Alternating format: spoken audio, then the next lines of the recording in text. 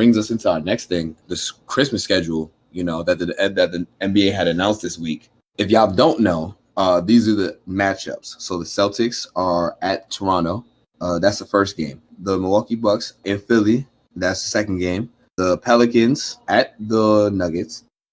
Lakers at Clippers, which is obviously the highlight. And then the Warriors at Rockets, which I think will be a surprisingly good game. So what were y'all initial reactions? My initial reaction was just one of kind of utter disbelief and shock. Everybody was kind of trying to guess the schedules, and I got two of these matchups right. I predicted the Lakers and Clippers, obviously, and then the Bucks and Sixers. But I'm just at a loss here because Adam Silver and the league and the schedule makers fumbled the bag here. Celtics at Raptors on Christmas? Are you kidding me?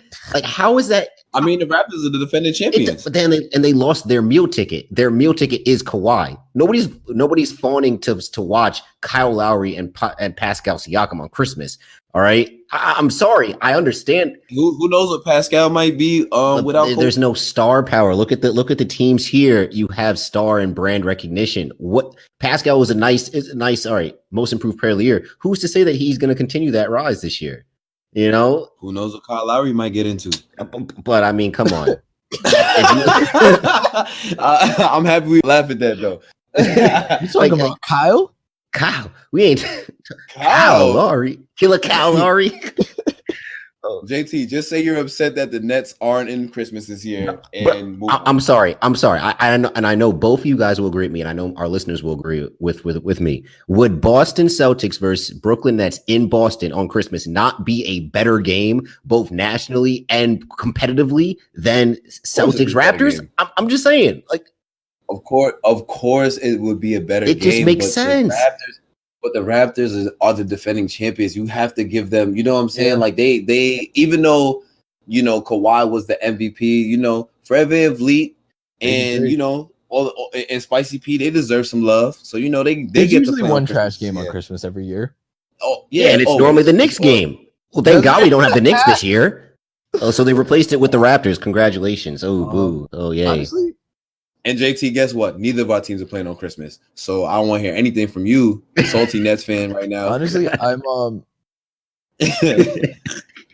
and I feel like the other game that shouldn't be there should be the Warriors and the Rockets. I can see that. I'm not mad at the other games at all. I'm not mad at that Pelicans game. I think it's going to be a really good game. Oh, I think the Pelicans game is going to be the one that I think that's going to be the game that people sleep on the most. As one of my top 4 teams in the West. But I'm a little bit confused here because, all right, so maybe you guys can clarify this for me. But how do you not have the Trailblazers and how do you not have the Jazz? Two of the teams that are easily going to be. That's what should be replacing.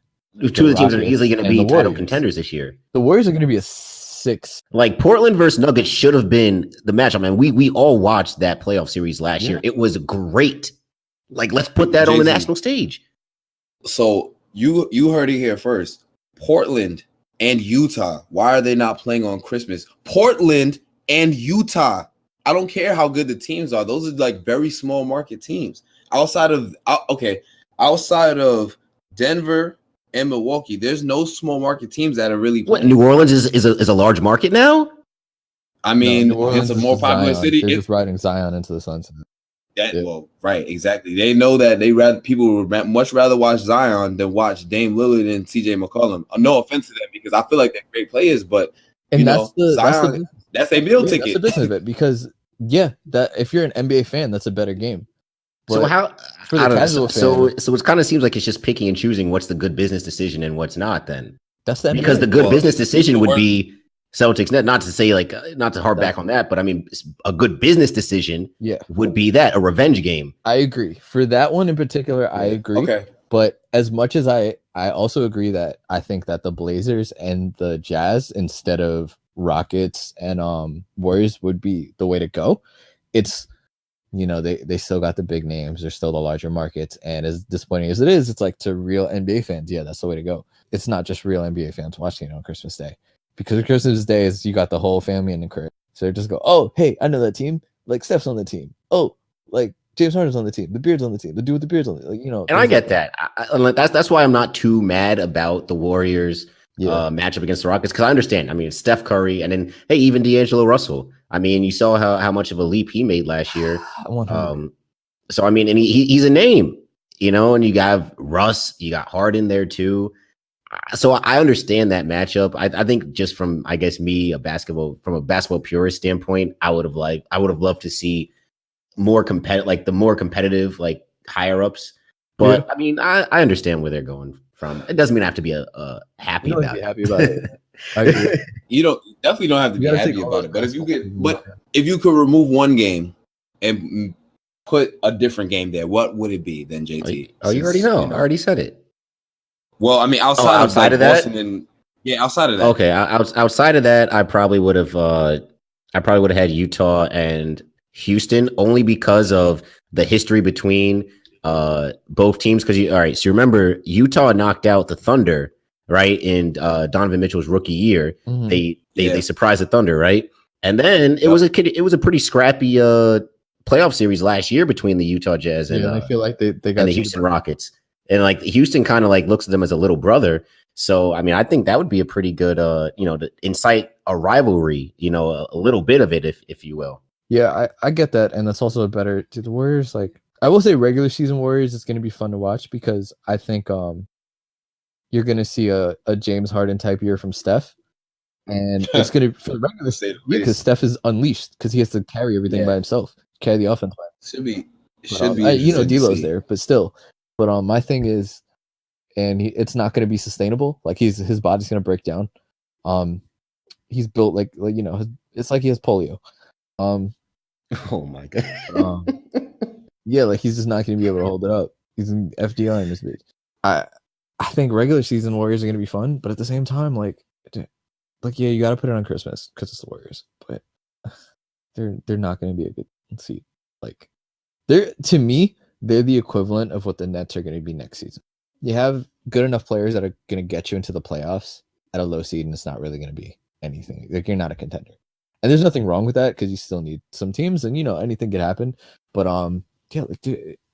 Clay's probably not going to be normal till the year after. Possibly. I guess we'll see what happens. And I still think D'Lo's going to get traded. He's an asset. He is. If he doesn't fit, valuable asset. But if he does fit. But at the same time, homie was poised to go and be the star somewhere, and he's never going to be the star there. And I feel like it's going to get to him. I mean, if we being honest, at best, even though he was an all-star last year and he carried the Nets to a degree, I think in his best, he's a number 2 on the team. He's a Kyrie. Yes. He's not on the Warriors. And with Clay, he's a 3. Yes. And that's fine though, because Klay Thompson was a 3 last year, and he was still an all-star. But Clay's he should have been all NBA. Yeah, absolutely. But he should have been all NBA, but he was still an all-star. But Clay's mentality versus D'Lo's mentality, like Clay wasn't drafted to be that guy, but D'Lo was. Yeah, but I mean, I don't know, because I saw a change in personality from D'Angelo Russell in Los Angeles to D'Angelo Russell in Brooklyn. He seemed more of a team guy, seemed more of a guy that was willing to take a step back. I mean, at the end of games, Spencer Dinwiddie was the one closing out a lot of them early on in the season. Yeah. And D'Angelo was right there on the bench cheering on with his boys. So Spencer Dinwiddie, the GOAT, GOAT Witty, as we call him in the Nets universe. But I think if in the right fit, in the right system, and I think the Nets were one of the perfect systems for him. It's a shame that we couldn't keep him. But I think in the right system, he would relish as the number 2 guy and, would be accepting of it. But like I said, it'd have to be, that's why, the best system. It was a low key player for him. Was it the Mavericks? It was the Mavericks, and the Mavericks next to Luka and Porzingis. Oh, Luka and D'Lo would be nice. Oh, so good. That would have been so filthy if they mesh well. And then we probably would have got, because D'Lo can play off the ball. Yeah. And we probably would have got. I feel more strongly that we would have been able to get like a Pat Bev, that, and 5.